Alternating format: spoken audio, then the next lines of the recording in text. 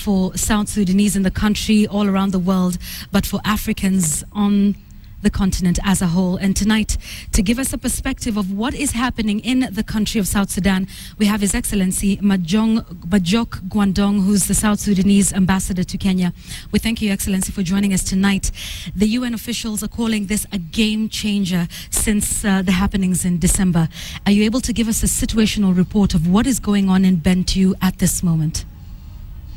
Well, on the 14th of this month, rebel forces loyal to former Vice President Dr. Riek Machar attacked Bentiu town and overran it.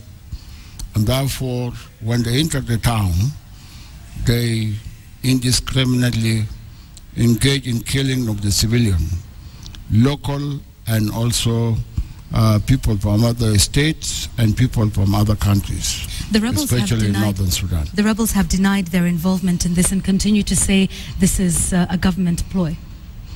Well, how can they deny when they are the one in control? Before they entered Bentiu, the government forces were in control. Those civilian people were doing their business, and the government has the authority to protect the civilian. That's the government role everywhere. Okay, and but therefore these people were not killed when the rebel did not enter Bentiu. Is the government in control in Bentiu? As you just said, the rebels are the ones in control, and so you believe they're responsible for this massacre that we've seen. Are you then saying the government of South Sudan is not in control in Bentiu? At this moment, the government is not yet in control of Bentiu, although the government is working very hard to rescue the civilians who are being killed by the rebels. And therefore, as we speak now, it is the rebels who are in control. It is the rebels who are there, and you can see through the international media how many bodies are lying on the ground. And there is no way the government can come and can go and rescue this situation until the government get back to rescue the people in Bentiu town. What plans are those that we can expect from the government to take back control of Bentiu and stop the killings? Well, the first thing is that the government is strongly condemning the act that had happened in Bentiu. The government is urging the rebel to respect the human rights and humanitarian principle in according to Geneva Convention, that civilians are not involved in fighting.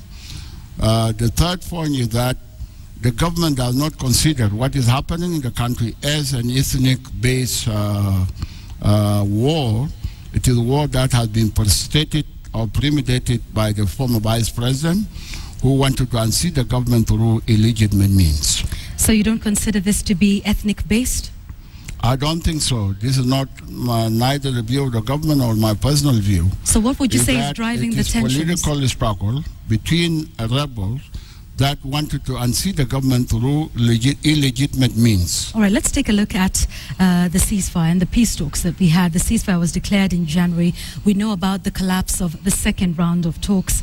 Is there a return to the table formula? Do we hope to see both the government and the rebel side coming together back to the table to discuss a solution and a way out of the crisis? Well, I can only speak for the government. The government from the top level, led by His Excellency the President, General Salva Kiir Mayardit, is totally committed to peaceful resolution of this conflict. That's why from the first week of December, when this incident occurred in Juba, the government came out very clearly that there can be no military solution except peaceful solution. Therefore, we are appealing as a government to IGAD, state and mediators and partners, that we need to come back to the table so that we have agreed on the mechanism of cessation of hostilities that we have agreed on the 23rd. The government has only been fighting in self-defense because the government is committed to peace and the government is respecting to the ceasefire that were agreed on the 23rd of January. All right, many people and many observers who were there felt that the ceasefire was meant to rearm and regroup. What would you say to that? Well, from the side of the government, we did not want the adjournment of talks from 2 weeks ago or 3 weeks ago. We wanted a continuation of peace talk where both sides would be in a position to agree on a ceasefire, permanent ceasefire, free access of humanitarian assistance to all the country, and then after that begin the political talk, because we believe in peaceful resolution of this conflict, not through military means. Okay. As you saw in the story that we just aired before our discussion, Majock Guandong was speaking to South Sudanese nationals who are in Kenya. What assurances can you give them? And of course, the thousands of others that have fled. We're hearing of about 74,300 South Sudanese who fled the country, others who remain internally displaced. What assurances do you give them? Well, first of all, I would like to praise the people of South Sudan who have gathered in Eldoret in order to air out their support for peace and unity of our people. Definitely from the beginning of this crisis, we have been working very hard at the embassy in Kenya, and we talk with our church leaders during Christmas, and we talk with elder and youth leaders to say that this thing should not divide the society and community in Kenya. And therefore, I'm very grateful to the church leaders and leaders of the communities here that have not taken any tribal lines.